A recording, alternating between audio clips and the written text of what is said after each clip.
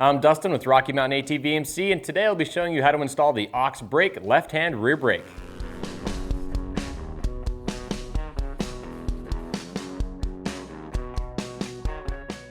The aux brake left-handed rear brake is just that. It's a handlebar mounted cable operated brake that will allow for you to operate the rear brake without actually having to use your foot. Now, these kits are most popular among people who are going to be riding in tight technical terrain, and especially for those of you who have an automatic clutch.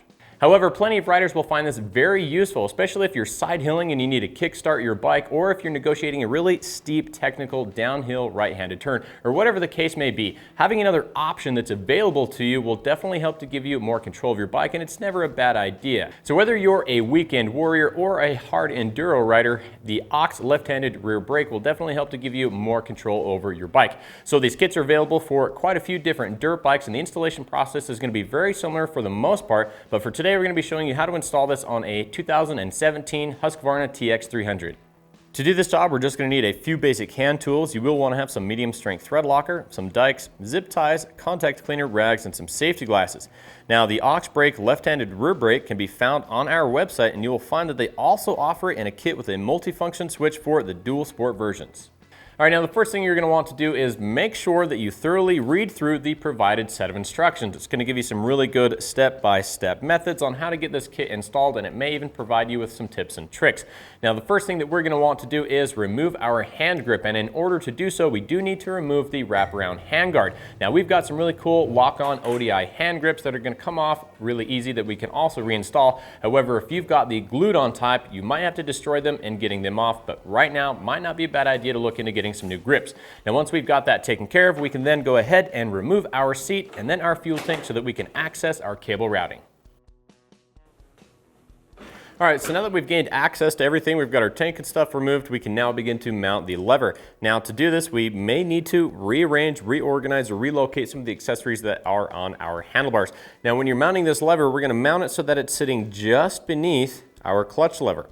So for this, we're going to be removing our kill switch temporarily. We're going to get this mounted and fitted, and then we'll reinstall our kill switch.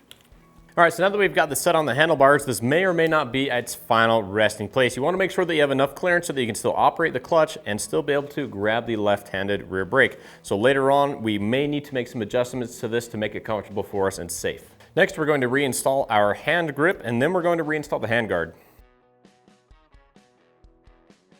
Next, we can connect the cable to the lever. Now we're going to take this end of the cable right here, connect it to the lever. Now we've gone ahead and removed the handguard's brush guard so that you can get a better idea as to how we're doing this. Now once we've got that into the lever, we can now begin to route the cable. So for this, I'd say it's safe to follow the clutch cable's routing. Now when you're doing this, make sure to keep away from any really extreme or sharp bends or sharp objects or hot objects for that matter. So we're going to follow our clutch cable.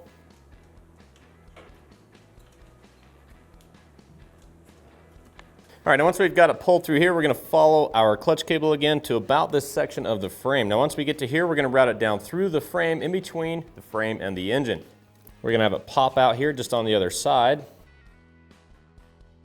All right, so now that we've got our cable coming through the other side of the frame, we need to connect it. Now to do that, we're going to be installing the cable adapter, which will require that we remove the fastener from the rear foot brake clevis. Once you get the fastener removed, we can actually pull the brake's plunger out from the bottom side of the reservoir.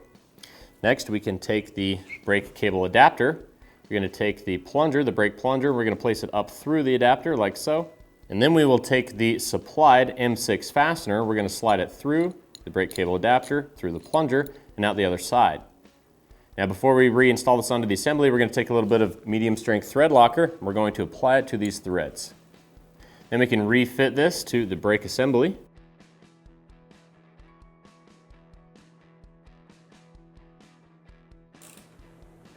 So now that we've got this mounted, we now need to mount the cable's perch. Now to do that, we will need to cut this zip tie that's securing the frame guard, and then we need to clean around the area of the reservoir's cap. Once we've got that cleaned up, we can then remove the reservoir's cap and get this installed. All right, so next we can mount the clamp perch onto the master cylinder reservoir. Now something to note real quick on the base of it right here, the longer side is going to be facing down, and then right here on the other end of the clamping side, you've got this little recess. This is going to be facing where the brake line mounts onto the reservoir. So now we can take and install this, make sure that it's seated fully, and then we're actually going to remove the fastener, apply some medium strength thread locker, and then we're going to reinstall it and torque to 34 inch-pounds. All right, so now that we've got that fitted, we can reinstall the master cylinder's cap. Next, we're going to take the cable itself. We're going to take this part of the frame guard. We're going to pull this out a little bit. We're actually going to guide the cable through this portion of the frame guard. Once we've got it routed through there, we're going to guide the rest of our cable through the cable perch and then to the cable holder. Make sure you push the cable fully into the cable perch. Make sure it seats in there real good. Next, we're going to install this fastener with the spacer. Now, this fastener is going to go in place where our fender mounts in. So for now, we're going to temporarily install this. And then once we get the fender installed, we will remove the fastener, add some Loctite, then reinstall it. Once we've got that taken care of, we can take our cable clamp. We're going to attach this to the bottom of the cable here. And when we tighten this down, we need to tighten it down very tight so that it does not strip out the cable. Next, we can inspect the routing of our cable. And as you can see, we've got quite a bit of extra cable available, so we want to make sure that our cable is nice and tight through the framed section of the bike. And we may need to make a bit of a loop with the excess cable up around the handlebars. Now, as you can see right here where the cable, it's really close to the exhaust. So luckily the kit has provided us with some reflective tape. So we're going to go ahead and install that right here on this section of the cable. Now remember that it's very important that you get the heat shielding tape installed onto the cable because a melted cable is not a warranty item. Now we can go through and secure the rest of our cable's routing with some zip ties, then we'll meet you back up at the lever to go over the free play adjustment. All right, now as you can see, we have lots of play right here, a lot of excessive cable. So I'm actually going to pull from the top here where it's routed down through the triple trees. I'm actually going to pull this so the slack is up here behind our number plate. Now keep in mind that as you're securing this, you want to make sure that you've got plenty of slack and are able to freely turn the handlebars fully to the right and fully to the left.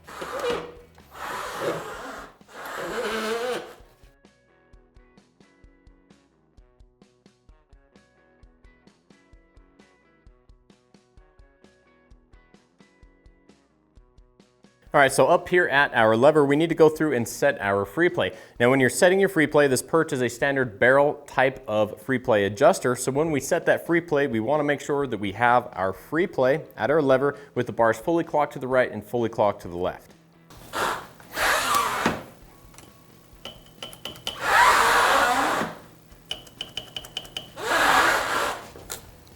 Now it's important that you set the free play at the lever when the bars are turned fully to the left or fully to the right, just so that way you don't accidentally lock up the brake while you're in a turn. Now the adjuster also features a power adjuster, a power selector adjuster, this red knob here at the tip of the perch. This is going to allow for a firmer or a softer feel to the left-handed rear brake. Now, once we are finished with that, we can go ahead and reinstall our tank and our seat, and that's really all there is to it when it comes to installing the aux brake left-handed rear brake. Now remember that we do need to remove this fastener that we installed earlier, apply some thread locker to the threads, then reinstall it so that we can secure this fender. Now remember that this is a cable operated system and you will need to clean and lubricate the cable often. And that's it. That's really all there is to it when it comes to installing the aux brake left-handed rear brake cable system, which makes for a great addition to any off-road bike. Now if you like this video and you want to see more, make sure to hit the like button, then subscribe to our YouTube channel for more product spotlights, how-tos, and top 5s. I'm Dustin with Rocky Mountain. Thanks for watching and keep the wrenches turning.